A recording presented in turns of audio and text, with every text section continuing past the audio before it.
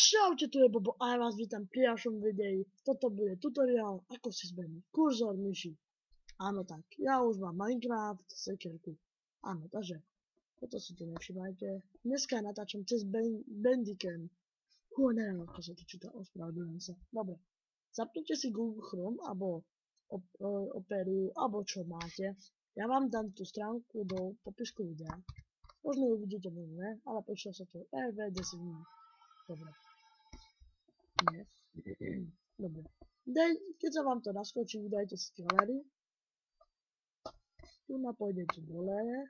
Tu máte hoci čo si chcete. Dajte si to napíšte napríklad. Toto, čo mám ja, tú sekerku, dáte Minecraft. Ja, tak. Nájdete si toto. Dajte download.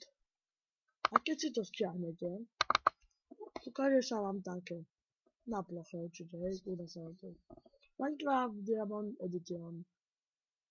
Dajte si toto, dajte si práve tlačítko, dajte extrahovat do Minecraft a vyjde vám toto. Minecraft Edition. Potom to celkom zavríte. Potom si mám zavrieť video, dobre. Potom si dajte Start a nájdete si odvádzací panel. Alebo dajte tak.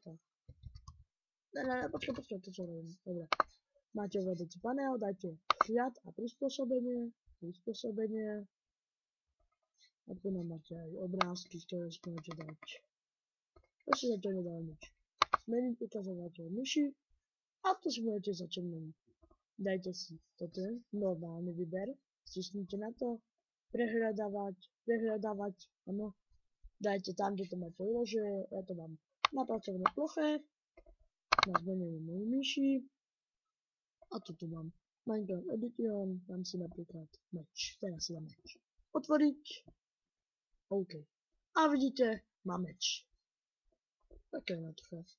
Ak sa vám toto video páčilo, dajte like. Ak nie, tak nič nedávajte. Ak sa vám páči moje videá a moje ďalšie videá, čo natáčam, tak dajte odber, prosím. Dobre. Tak ja sa s vami učím a čaute. Uvidíme sa pri ďalšom videu. Bum, bum, bum, bum.